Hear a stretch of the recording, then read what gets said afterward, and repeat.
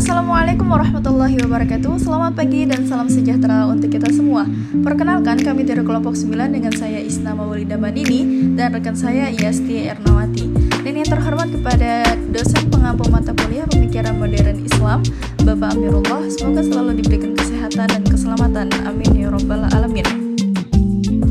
Adapun video pembahasan yang akan kami bawakan pada pagi hari ini adalah Badi'uz Zaman Said Nursi dalam melawan sekularisme.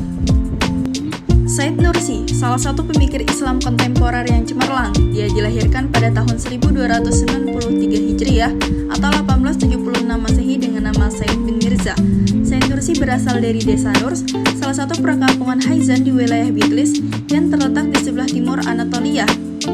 Sebuah perkampungan yang indah karena letak geografisnya dikelilingi gunung-gunung dan damai karena dihuni oleh penduduk-penduduk yang religius. Ayahnya bernama Mirza, terkenal sebagai seorang sufi pendukung tarekat Khalidiyah, dan ibunya bernama Nuriye, seorang perempuan yang tidak pernah meninggalkan sembahyang tahajud selain dalam keadaan uzur, dan selalu memastikan dirinya dalam keadaan berwudu ketika hendak menyusui anak-anaknya.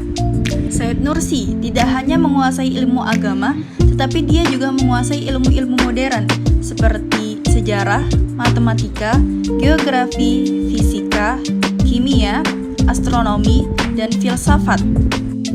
Perihal inilah yang kemudian melatar belakangi Said Nursi diberi gelar Badi'uz Zaman sebagai bentuk pengakuan ulama dan para ilmuwan di Turki terhadap gemilangnya dalam menguasai segala macam-macam keilmuan.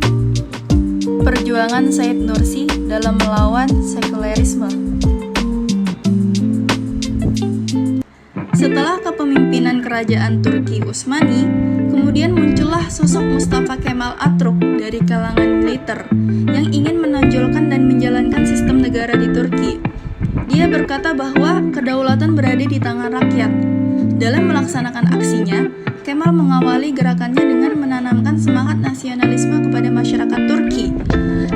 Upayanya berhasil, dan Mustafa Kemal terpilih menjadi presiden pertama Turki. Karena dia terpengaruh oleh pemikiran Barat, Kemal ingin melenyapkan kekhilafahan serta menghapuskan jejak dinasti Turki dan mengganti dengan sistem demokrasi Barat. Sejak itu, arah kebijakan pemerintah bergeser ke arah prinsip sekularisme dan liberalisme.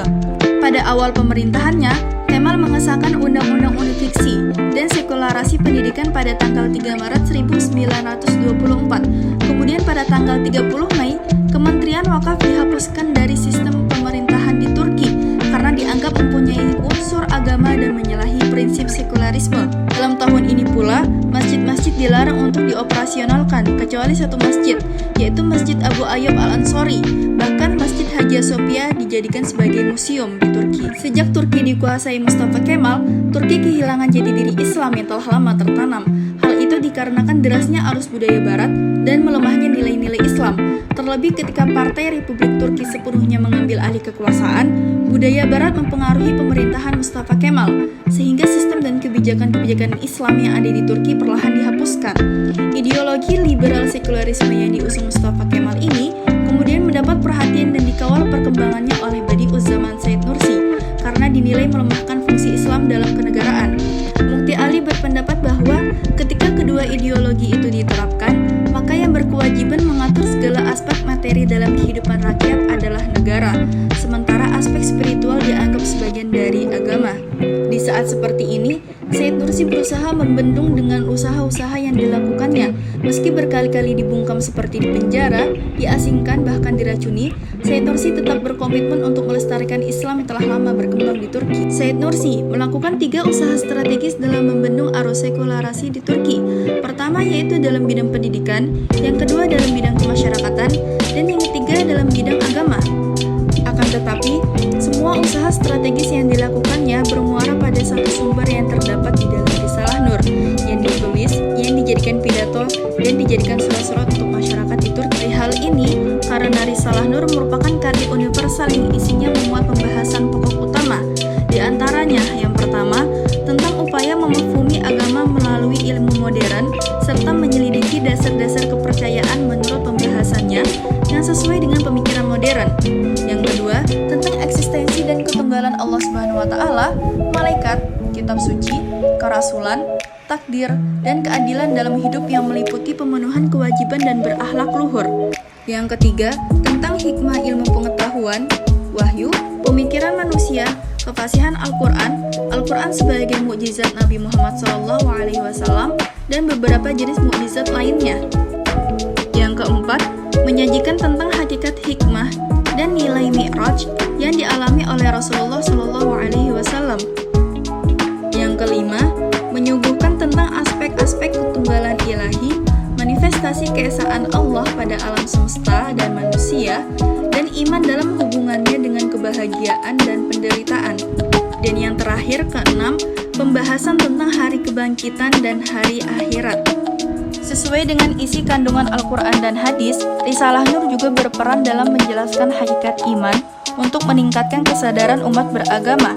Dalam menjelaskan kandungan Risalah Nur, Said Nursi secara jelas melawan budaya barat dengan tidak membenarkan doktrin filsafat materialistik dan naturalistik.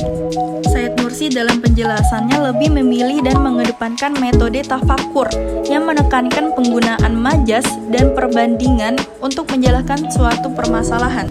Segala yang ditulis dan yang dikatakan Said Nursi terdapat di dalam Risalah Nur. Dengan berbagai cara, Said Nursi berupaya mendorong masyarakat agar sadar adanya Tuhan semesta alam, serta membuang segala keraguan yang membelenggu, yang dapat menjauhkan masyarakat Turki dari nilai-nilai Islam, yang berusaha dilenyapkan oleh pemerintahan Mustafa Kemal Atatürk di Turki. Sebagaimana yang dikatakan ketika banyak orang memandang dan menganggap Said Nursi sebagai syekh dan sufi besar Turki, Said Nursi berkata, "Aku bukanlah syekh tarikat, dan saat ini bukanlah waktunya untuk mengikuti tata cara seperti yang diajarkan para syekh tarikat sufi. Saat ini tidak lain adalah waktunya untuk menyelamatkan iman."